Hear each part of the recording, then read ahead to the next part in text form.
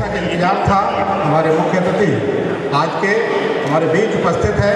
मैं ये जिनकी अपनी एक विशिष्ट पहचान बनी है, ऐसे आदरणीय अमित सांघी वरिष्ठ पुलिस अधीक्षक जिला ग्वालियर का आज मैं पीटीएस के गिरा के इस सभागार में हार्दिक अभिनंदन करता हूँ, हृदय से धन्यवाद स्वागत करता हूँ। मैं फिर पुनः एक बार अनुरोध करूँगा कि अपने तालियों की गड़गड़ाहट से श्रीमान का स्वागत करें।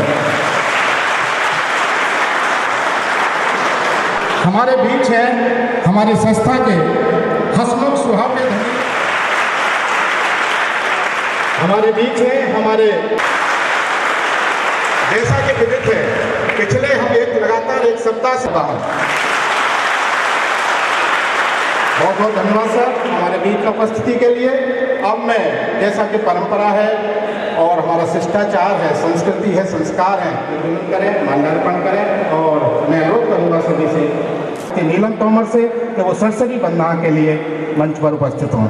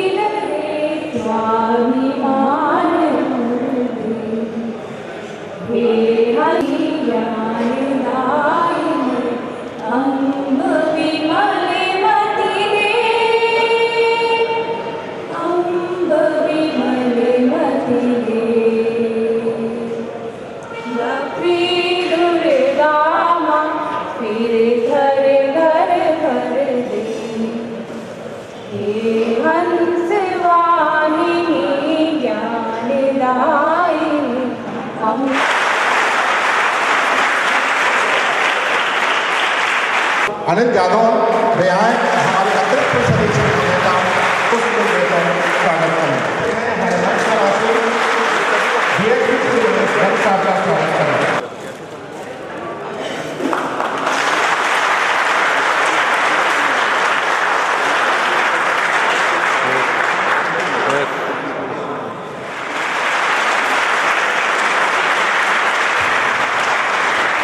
खोलने वाले हमारे बीच आज मुख्य अतिथि हैं जो हरदम तत्पर रहते हैं लोगों की सहायता करने में। ऊंची सोच उदात्त भावना अपने मन में रखते हैं, अमन चैन में रहे दुआ करते हैं, लोगों की मनोदशा को वे अच्छे से खूब समझते हैं और अपराधों पर लेते कड़े फैसले जिन्हें पुलिस अधीक्षक कहते हैं, मैं एसपी साहब इस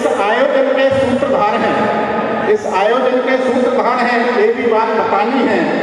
आप हमेशा आदर के साथ मैं अपने पुलिस महोदय श्रीमान सर उपस्थित हैं।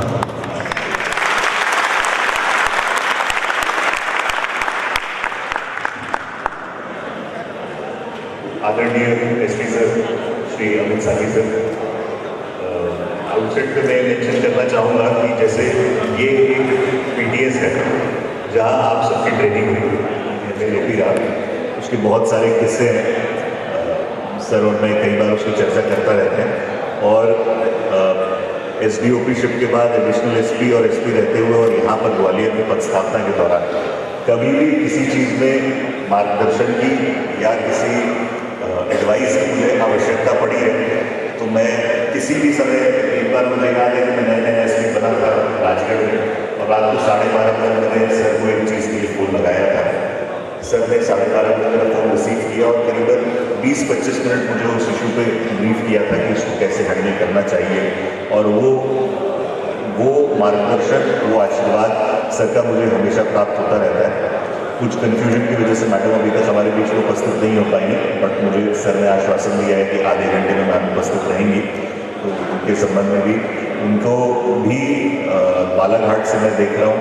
जब मैं अविवाहित था, अकेला रहता था, सर और मैम ने एकदम माता पिता की तरह के भी ब्रेकफास्ट वगैरह सर के साथ करना, तो मैम का भी आशीर्वाद मुझे हमेशा मिलता रहा, हमारे DPOs और ऑफिस स्टाफ। और सबसे महत्वपूर्ण जो नवारक्षक के लिए कार्यक्रम किया गया है, सर मैं आपको बताना चाहूँगा कि बहुत शॉर्ट नोटिस पर ये सब तैयारियाँ की गई हैं। पिछले 1 हफ्ते में ही हम लोगों ने पासिंग आउट परेड की तैयारी की है और उसी दौरान पिछले 3-4 दिन में कल्चरल प्रोग्राम की तैयारी की गई है।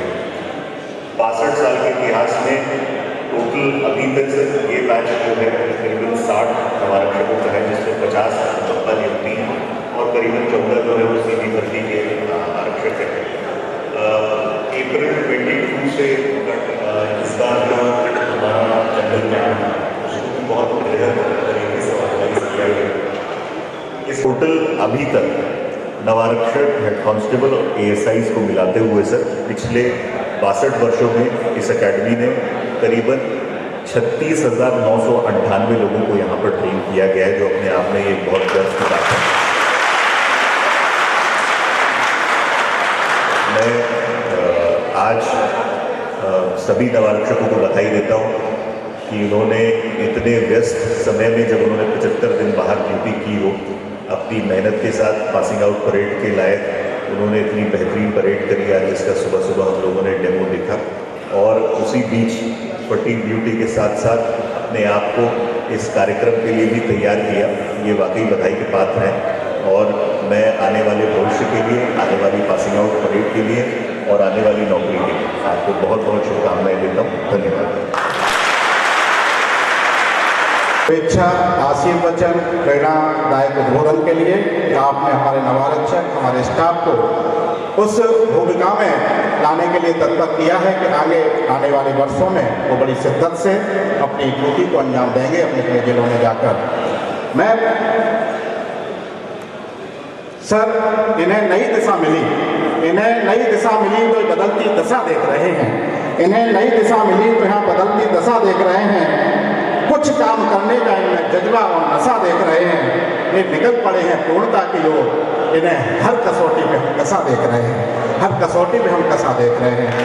ऐसे नवारक्षक का हमारा स्टाफ जब पुलिसिंग का वक्त आता है तो सोच उनकी ऊंची उठा लेते हैं। जब पुलिसिंग का वक्त आता है तो सोच ऊंची उठा लेते हैं और जब वक्त जरूरत आन पड़े तो झाड़ू बाल्टी और ऊंची उठा लेते हैं, निश्चित रूप से हमारा पूरा स्टाफ, हमारे नवारक्षक इसी सोच के साथ यहाँ ट्रेन हो रहे हैं, प्रशिक्षित हो रहे हैं। अपने आप खुद करने का एक जज्बा पैदा किया जा रहा है, न केवल ग्राउंड वर्क बल्कि उस जीने की कला भी सिखाई जा रही है जो इनके लिए ज़रूरत है आगामी वर्षों में। तो मैं बड़े आदर के साथ इस सभागार का जो केंद्र बिंदु है, हमारे बीच के आकर्षण का केंद्र बिंदु भी है और महत्वपूर्ण है, अपराध नियंत्रण और कानून व्यवस्था में सुधार है, फैसले लेने की त्वरित क्षमता है, एक ऐसे कर्तव्यनिष्ठ पुलिस अधिकारी को अपने बीच में पाकर हम आज निश्चित रूप से गौरवान्वित महसूस कर रहे हैं। मैं बड़े आदर के साथ आज के मुख्य अतिथि श्रीमान पुलिस अधीक्षक महोदय जिला ग्वालियर श्री अमित सांगी साहब को मैं आदर के साथ बुलाना चाह रहा हूँ। पहले उद्बोधन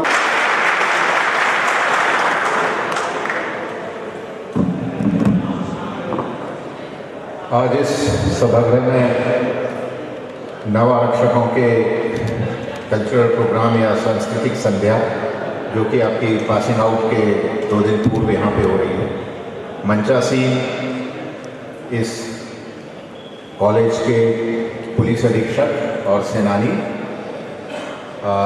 श्री प्रदीप शर्मा जी, मेरे परिवार के सदस्य मैं इनको बोलता हूँ जो अभी इंट्रोडक्शन दे रहे थे, डॉक्टर मैडम अनुष्का जी, यहाँ उपस्थित एडिशनल एसपी सिद्दीकी जी, डीएसपी उमेश, सभी नवारक्षक जो कि अब इस ट्रेनिंग के बाद और 1 साल 2 साल के प्रोबेशन के बाद इस विभाग में पूरी तरह से आरक्षक के रूप में आ जाएंगे। यहाँ इस पीटीएस तिगरा के सभी ड्रिल इंस्ट्रक्टर्स, सभी इंडोर इंस्ट्रक्टर्स, सभी को मैं सबसे पहले शुभकामनाएं और बधाई देता हूं कि एक सफल कोर्स का आपने संचालन किया आपने एक सिविलियन को, आपने एक नौजवान को एक पुलिस अधिकारी के रूप में ढाला है, तो सबसे पहले यहाँ के जो भी प्रशिक्षक हैं वो बधाई के पात्र हैं, उनको मैं बहुत बहुत बधाई देता हूँ। अभी